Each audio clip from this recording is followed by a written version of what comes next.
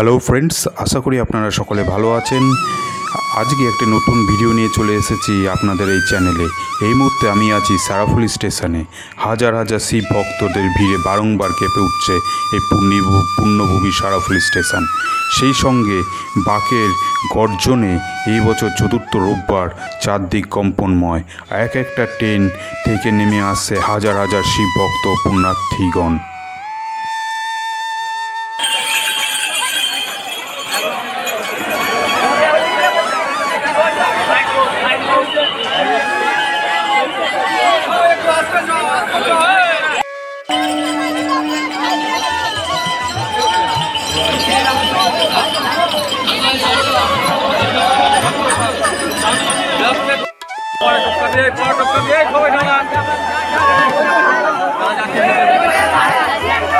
বন্ধুরা, আজকে এত পুণ্যার্থী এসে পড়েছে সারাফুলি স্টেশনে, তাদের সুরক্ষা দিতে গিয়ে প্রশাসন জিআরপিরা রীতিমতো হিমশিম খেয়ে পড়ছে।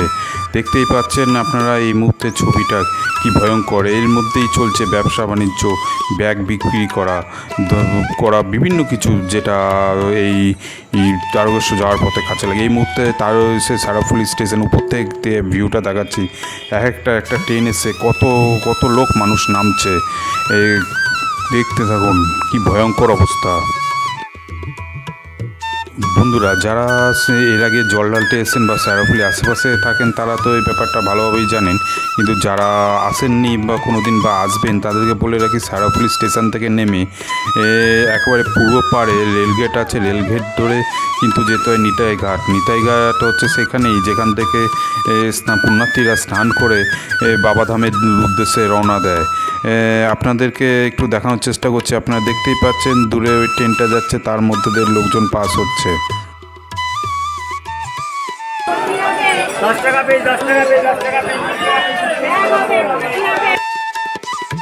স্টেশনের পাশে এই ঘটগুলি বিক্রি হচ্ছে মাত্র 10 টাকা, কিন্তু নেওয়ার আগে একবার চেক করে নেবেন জল ভরে।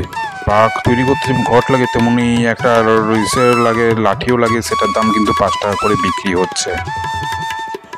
বন্ধুরা, এই মুহূর্তে তোমরা দেখতেই পাচ্ছ আমরা স্টেশন থেকে নেমে ডান দিকে থেকে রেলগেট পার হয়ে আমরা চলছি নিতাই ঘাটের দিকে। এটা কিন্তু আবার বলছি যে স্টেশনে পুরো পারে দেখো, এখানে ঘট নেওয়ার আগে, এটা আমি ভিডিওটা দেখাচ্ছি এর জন্য, ঘট নেওয়ার আগে কিন্তু সবাই একবার ঘরটা চেক করে নেবে। এছাড়াও বাবার প্রিয় জিনিস গাজারও কিন্তু সোমবার দেখা যাচ্ছে এখানে ওপেন বিক্রি হচ্ছে।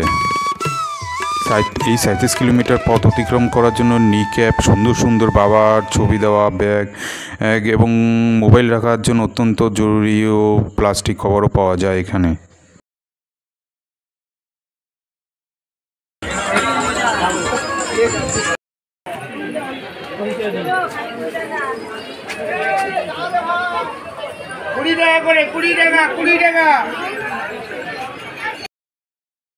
বন্ধুরা, এইমাত্র হয়তো সময় হবে 1:45 কি 2, কিন্তু এই মুহূর্তে দেখতেই পাচ্ছেন যে এখানে হাজার হাজার মানুষের ভিড় বা সমাগম লেগে রয়েছে। চারপাশে দোকান যেমন আছে, বিক্রি বাট্টা চলছে বিভিন্ন কিছু, তেমনি আছে খাবারও। এখানে স্নান করে অনেকে বা স্নানের আগে অনেকে পুণ্যার্থী খেয়ে নেন, সেই ব্যবস্থাও কিন্তু আছে বিভিন্ন হোটেল, সেগুলি আমি দেখাচ্ছি। দেখছেন এই মুহূর্তে নিতাই ঘাটের দিকে যাচ্ছি। সারাফুলি ঘাট পেরিয়ে ফেরিঘাটের পাশ দিয়েই যেতে হয় রাস্তাটা, আপনাদের দেখার সুবিধার জন্য দেখিয়ে দিচ্ছি।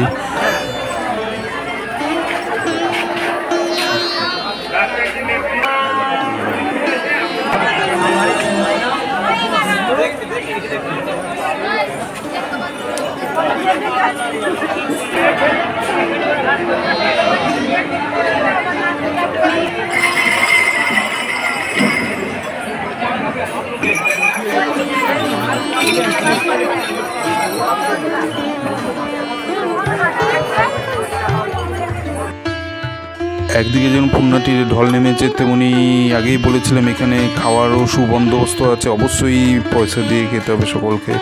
দেখুন সেখানেও কিন্তু কম ভিড় না, উদ্যোক্তারা যারা তারা কিন্তু দিয়ে কুলোতে পারছে না, প্রচণ্ড ভিড়। আপনাকে আসলে অন্তত আধ ঘন্টা দাঁড়াতেই হবে। এরই মাঝে দেখা যাচ্ছে বড় বড় বাকের ঝংকার এবং পদগুলি, মানুষের গর্জন।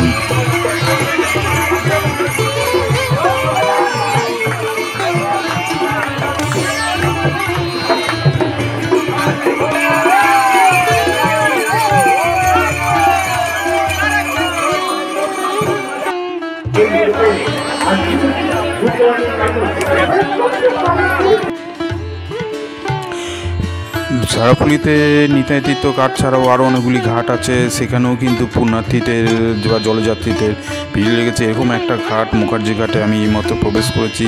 সেখানে চিত্রটা কীরকম তাই দেখানোর চেষ্টা করছি। কেউ স্নান করে বেরিয়ে গেছে, কেউ বা স্নান করতে ঢুকছে, কেউ বা বাঁক রেখে সাজাত। বন্ধুরা, আপনারা দেখতে পাচ্ছেন শুধু ইয়ং ছেলে না, মেয়ে নয়, বয়স্ক মহিলারাও কিন্তু শিব শক্তির নাম করে বেরিয়ে পড়েছে বাবাধামের দিকে। বন্ধুগণ, আপনারা কি জানেন কেন শ্রাবণ মাসে এই জল ঢালা হয় শিবের মাথায়? পুরাণের মতে এই সময়ই অসুর এবং দেবতাগণ মিলিতভাবে সমুদ্র মন্থন করে অমৃত পেয়েছিল। এই অমৃতের পাওয়ার সঙ্গে সঙ্গে সমুদ্র মন্থন করে বিষও উঠেছিল। সেই বিষ শিব কণ্ঠে ধারণ করেছিলেন, না হলে ওই বিষ দ্বারা এই সমগ্র বিশ্ব ধ্বংস হয়ে যেত। এবং কণ্ঠে ধারণ করাতে সারা দেহ বিষময় হয়েছিল, নীলকণ্ঠ নামে পরিচিত হন। তাই এই সময় ভক্তরা জল ঢেলে বাবাকে একটু শান্তি দেন। বাবা যেমন বিষ ধারণ করে কষ্ট সাধন করেছিল, তাই এই সময় ভক্তগণও দীর্ঘ পথ অতিক্রম করে ঈশ্বর সাধনের মাধ্যমে বাবাকে জল ঢালে এবং সেই কষ্ট নিজেরাও ভোগ করে। এটাই জনশ্রুতি আছে পুরাণ মতে। গঙ্গা নদীর পার যতদূর দেখা পড়ে চাঁদ দিয়ে খালি লাল আর লাল অগণিত মানুষের ভিড়। বন্ধুদের কাছে একটা রিকোয়েস্ট, ভিডিওটি ভালো লাগলে লাইক বা শেয়ার করতে ভুলবেন না প্লিজ। শ্রাবণ মাসে এই জল ঢালা নিয়ে আরেক মতে বলে যে এই সময় নাকি শিব পার্বতীর বিবাহ অনুষ্ঠান হয়, তাই বিবাহের পূর্বে শিব পার্বতীকে জল ঢেলে তাদেরকে স্নান করানো হয়। যাই হোক, প্রচলিত এই দুটি মতই সবচেয়ে বেশি জনশ্রুতি আছে। বন্ধুগণ, যারা যাননি বা যারা যাবেন ভাবছেন তাদের বলে রাখি যে এই সারাফুলি ঘাট থেকে তারকেশ্বর মন্দির এই প্রায় 37 কিলোমিটার, মাঝে সিঙ্গুরে ডাকাতকালী হয়ে লোকনাথ মন্দিরে জল ঢেলে তবেই কিন্তু তারকেশ্বর মন্দিরে যাওয়া হয় এবং জল পর্ব সম্পূর্ণ হয়।